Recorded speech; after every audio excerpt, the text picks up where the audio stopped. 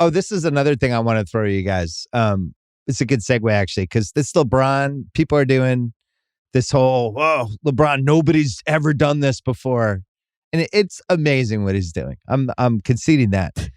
But I was really glad that Ramona Shelburne went and interviewed Pat Riley about Kareem today. Because guess what? Kareem did this. Kareem at age 38 was fucking awesome. He was the best player in the 1985 finals. And I know that because I went to the games and he killed us. He destroyed us. He changed the series. He was 38 years old at the time.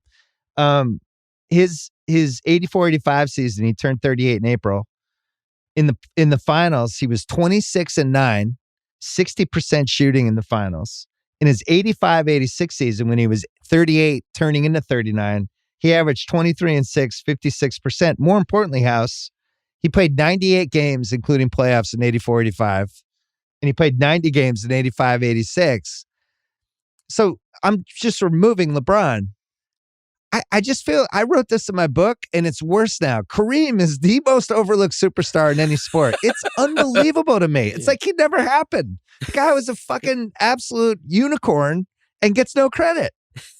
And think about the physical challenge in the mid-'80s, right? Get the versus shit kicked out of him. All the benefits now of hyperbaric chambers and the massage, like all of the advancements in medical science that lead to enhanced recuperation and recovery. He did some of that. Like he was doing yoga.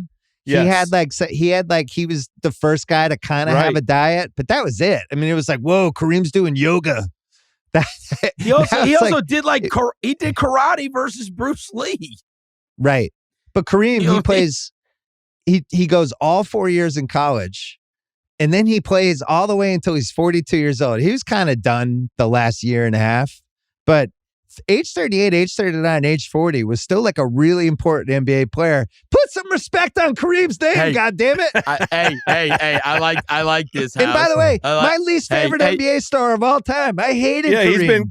He's been calling him a ninny. He's been calling Kareem a ninny for 30 years. You probably hate LeBron more now. Come on. No, Kareem's still my least favorite. If we're doing like the rankings, come on. Who annoys you more? At least Kareem's old now. Come on.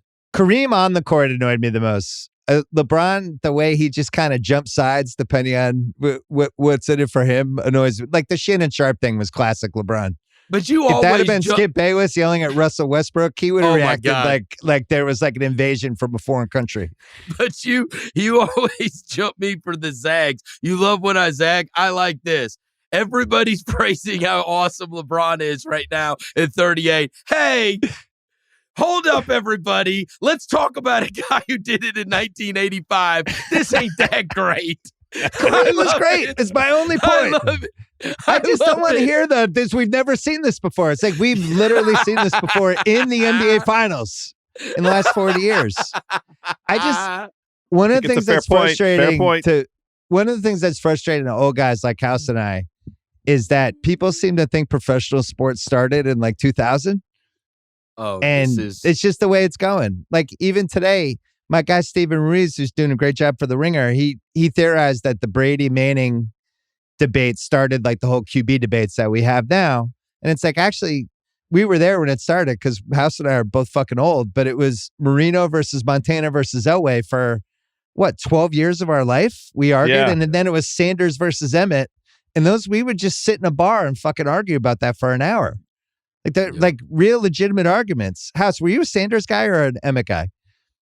Well, I suffered at the hands of Emmett so much more, religiously and regularly. Right, so you respected him more. He was in the in the division. So yeah, I put respect on Emmett's name. Verno's a Cowboys fan, so he was an Emmett guy. Were you Montana, Marino, or Elway? Always Montana. That's where I was too, Verno. Did you have an opinion on that? Yeah. Joe Montana was the guy because he was the guy that won. That's it.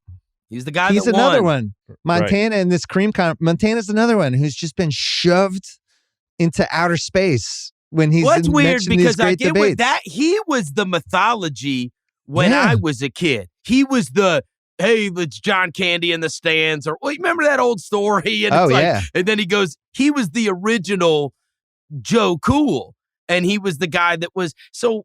I mean, when I was a kid, much like y'all, it was, I mean, my father got Sports Illustrated. So like the guys that were the cover of Sports Illustrated, those were the guys. And Montana was like Super Bowl Joe. And it was always, you know, I mean, I could visualize these covers of him being on. He was just, I mean, he was the guy. This is before the Brady stuff, you know. And I'm sure that you were saying that too, right? When Brady was going through his, you were like, why is everybody acting like this hasn't been done before? Joe Montana did it. Brady needed the 28. He needed the Falcons game because to me, I was never going to put anyone over Montana. And then the Falcons game, wow. I was like, all right, he did it. That's the greatest thing I've ever seen a quarterback do, on top of he has all the other resume stuff. I really want Kareem to come on my podcast. I know I called him a ninny in my book 100 times, but I really respect that guy. As a basketball, it was out of love that he used to kick our ass. And he also threw an elbow at Larry Bird once, which it took me a while to forgive. But